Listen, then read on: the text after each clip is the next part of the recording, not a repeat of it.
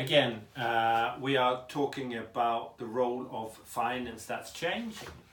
And in this video, I will bring up a survey that we did in the summer of 2016. We were interested to know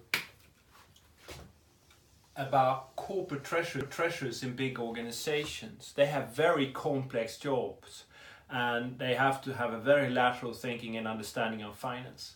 When we saw the level of importance for the treasurers, they said definitely the most important thing we have to do is to support the business. And thereafter we do our treasury task, which is managing cash and liquidity, managing risk. And then we started to talk really a bit more on what does support the business really mean for a treasurer. Then we took another question, and that was, what do you prioritize? What's your priority? And the treasurer said, well, for many different reasons, because it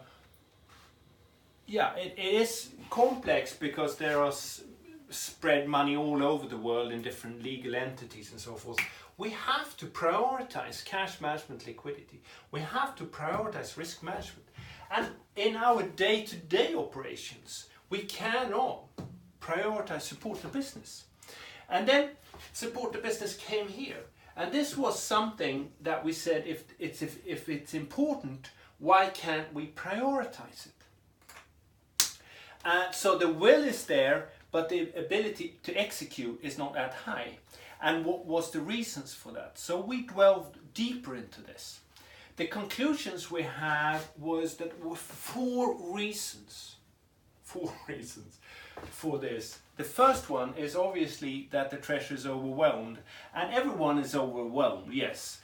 But we have to remember that the treasurer is very much involved in changing of business. For instance, when spinning off operations, in mergers and acquisitions, you have to integrate the business, you have to fund the acquisition maybe. So, and it's not really much routine work in treasury. So that part of treasury can do that. It's from time to time overwhelmed, and it is very, very slim organizations usually. The second reason was that it was very unclear sometimes what it actually meant. Support the business intuitively. We understand what it is. But what does it actually mean? Which activities should I do to support the meaning? And it was unclear, not only by the treasurers, but the CEO was unclear on what it meant, on what the expectations were, and many times the CFOs were unclear. And enabled to interpret what the support business actually meant was so hard that it had to go down priority. Basically, because the treasurer said, how do we fit this into our complex environment? And how do we get involved enough early in product development and so forth? And the third was probably one of the most important reasons for this, and that was alignment. The KPIs, for instance, were far from supporting the business. One important KPI for many treasury departments is decrease working capital. And decreasing working capital means pushing payment terms to suppliers, for instance. And that is definitely not supportive for business, because it strangles suppliers and even distributors. Another KPI is headroom or liquidity. A third KPI is to decrease the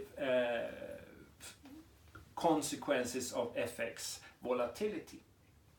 And none of them really has a supported business alignment.